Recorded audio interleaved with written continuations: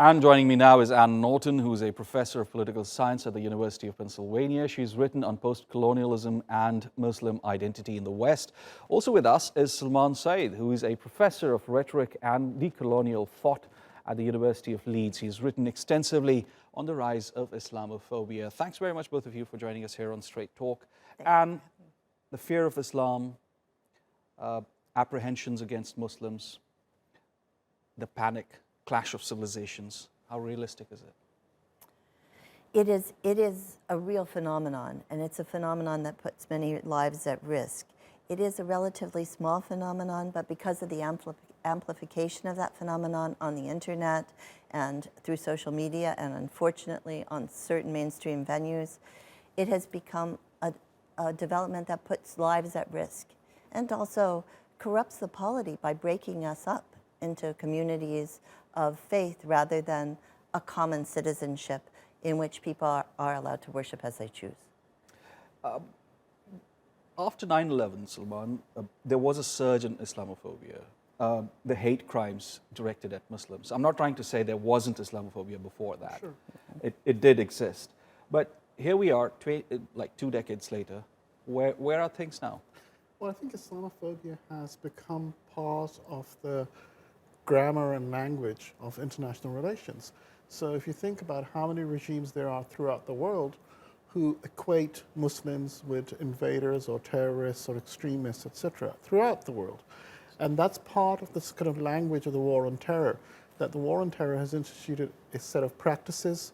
You can notice that at airports, but also a set of rhetoric, how people talk about certain issues, how they talk about Muslims, what the solutions to Muslim problems are, etc. All of these things are the way in which much of international relations, international discussions are now conducted. Most governments have some kind of countering violent extremism program running around.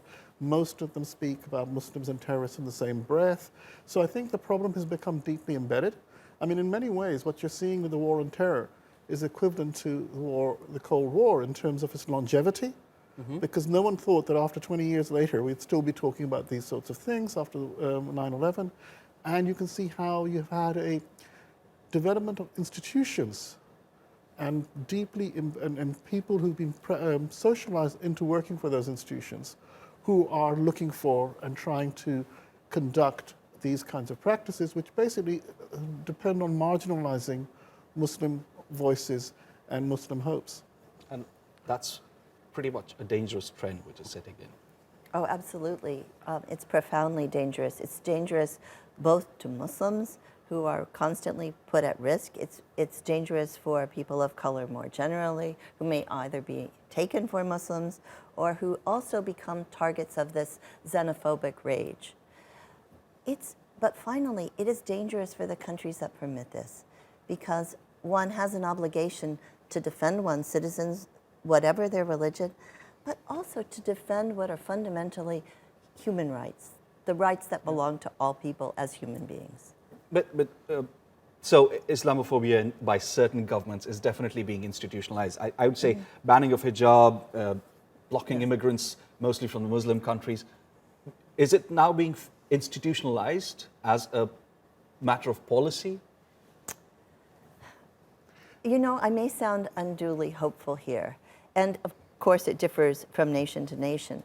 But in some respects, I've been impressed by the ways in which the courts have stood against it in the United States, who have said, no, the Muslim ban is not permissible. There are many obstacles that are being placed in the way of those forms of discrimination.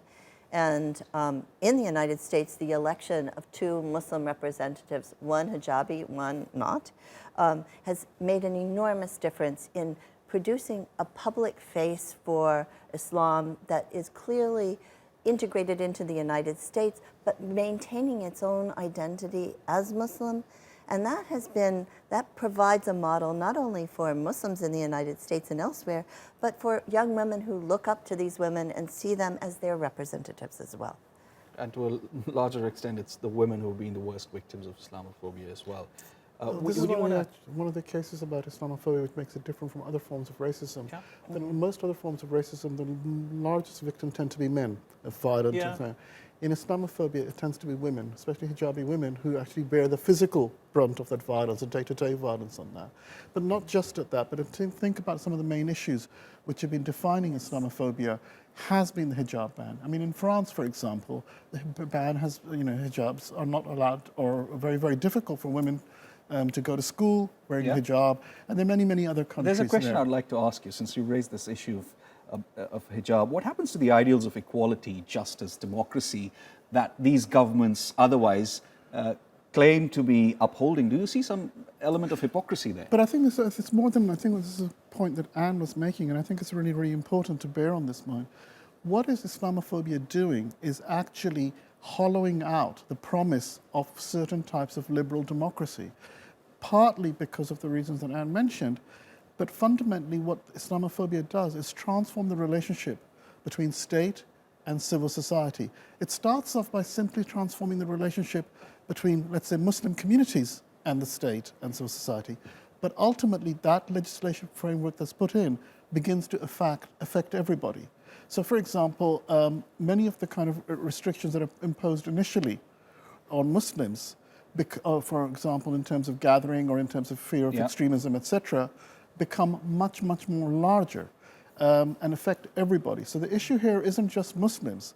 The reason why you need to oppose Islamophobia is because what is happening with the imposition of Islamophobia is the possibility of a different kind of relationship between citizens and their government. And that is what is at stake And between here. the citizens in between as Yes. well. And do you think politicians use Islamophobia to serve their political interests as well? Oh, of course they do. I mean, unprincipled politicians, surely.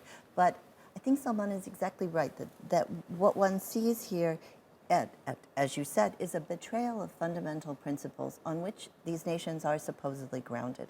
And so it does present a threat to all of us, because, in the old phrase, they came for them today, but they will come for me tomorrow.